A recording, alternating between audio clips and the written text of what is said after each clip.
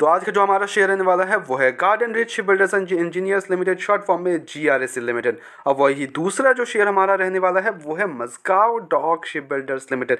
दोनों ही शेयर में देखोगे तो काफ़ी एक बड़ी गिरावट आते हुए देखने को मिली। 6 मंथ्स के टाइम फ्रेम पे अप्रॉक्स 22% तक शेयर अपने ऊपरी लेवल से फिसला और यहाँ पे 2900 का जो कि 3775 का हाई लगाया था इसने।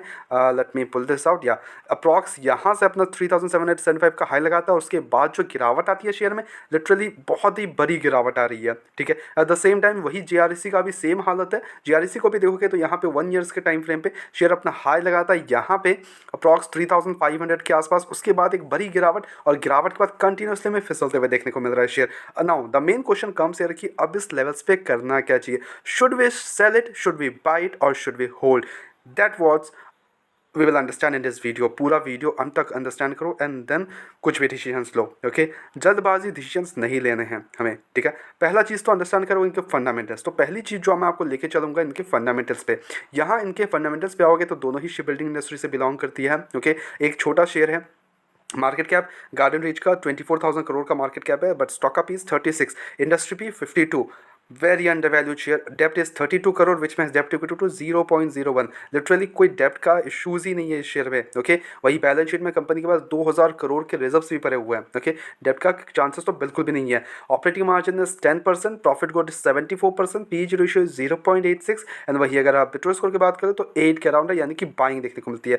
क्वार्टर रिजल्ट्स, सेल्स 1271 करोड़ से 1896 करोड़ के सेल्स है। नेट प्रॉफिट इज 98 करोड़ से 171 करोड़ रुपीज़ के नेट प्रॉफिट आ चुके हैं। और अगर आप इसको ग्रोथ पर्सपेक्टिव से देखोगे फ्रॉम द पास्ट 5 ईयर्स के टाइम फ्रेम पे, तो यहाँ पे आपको मिलेगा 2022 से इनके डाटा मिल जाएंगे यहाँ पे प्रॉफिट्स एंड ऑल। तो यहाँ पे अगर प्रॉफिट्स में देखोगे तो 60 करोड़ के नेट प्रॉफिट्स है। Now they are like generating 150 to 200 crore का net profit. So they are growing rapidly. काफ़ी बढ़िया हमें ये देखने को मिल रहा है कि इनके ग्रोथ पर्सपेक्टिव काफ़ी सही है।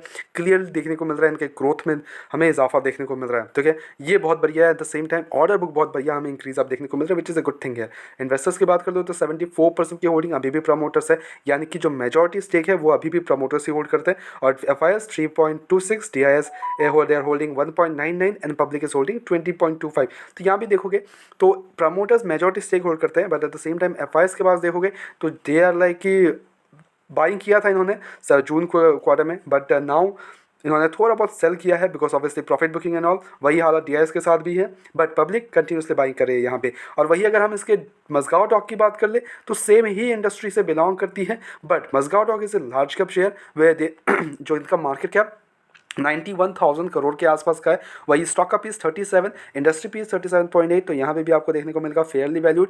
डेप्ट 1 करोड़ का डेप्ट है। लिटरली मेरे को ये हंसी आती है बिकॉज आपका मार्केट कैप है 90,000 करोड़ के आसपास का market cap, literally a large cap share, and डेप्ट है आपके पास 1 करोड़ का। लिटरली कोई डेप्ट का इशूज़ ही नहीं है। ऑपरेटिंग मार्जिन 16% का है, double digit. Profit growth is negative है अभी, PG ratio is 0.66, petrol score के 7 के अराउंड है। वही क्वार्टर रिजल्ट्स की बात कर लो तो सेल्स में जो है वो 3,144 करोड़ से 3,601 करोड़। वही अगर ऑपरेटिंग मार्जिन 26% से 27.5%।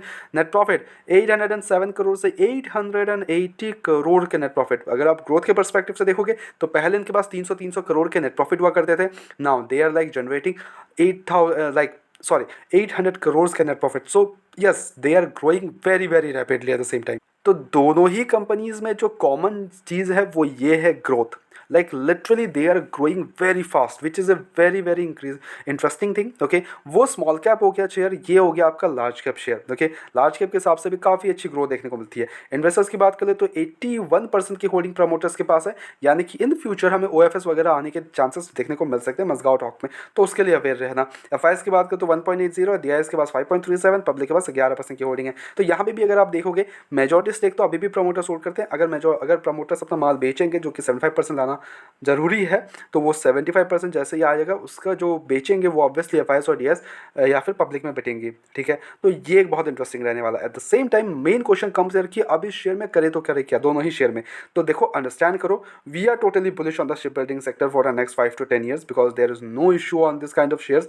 ओके, कोई इशूज़ ही नहीं है। हमारा डिफेंस जितना ज़्यादा स्ट्रॉन्ग होगा इंडिया का उतना अच्छा रहेगा। और जिस हिसाब से वॉर्स वगैरह चल रहे हैं, तो इसके बाद जैसे ही वॉर्स वगैरह खत्म होंगे एंड एवरीथिंग, तो हमें what we think here is कि the market navigator team thinks here is कि यहाँ पे हमें जो डिफेंस के सेक्टर्स है उस पर काफ़ी बड़ा हमें फोकस देखने को मिल सकता है due to war related things. Okay, war जैसे जैसे ख़त्म होते जाएंगी एंड जब ख़त्म हो जाने के बाद तो कॉन्ट्रैक्ट्स वगैरह मिल सकते हैं regarding the defence everything. Okay, वो बहुत इंटरेस्टिंग रहने वाला है, तो वो चेकआउट करेंगे कि वो कैसे फिगर आउट होगा। और ऑब्वियसली जितने ज़्यादा ऑर्डर्स उतने ज़्यादा हमें रेवेन्यू वगैरह में ग्रोथ देखने को मिल सकती है, वो हमारा पर्सपेक्टिव है। ओके, यस, टोटली डिसएग्री कर सकते हो आप, कोई इशूज़ नहीं। अगर आप डिसएग्री कर रहे हो तो please comment it down. Okay, but at the same time ऐसे काइंड ऑफ शेयर्स में what we will do here is कि यहाँ पे हर एक गिरावट में हम खरीदने की कोशिश कर रहे हैं। ओके, ये टोटली अंडरस्टैंड कर लो, हर एक गिरावट में इसमें कोई इशूज़ नहीं।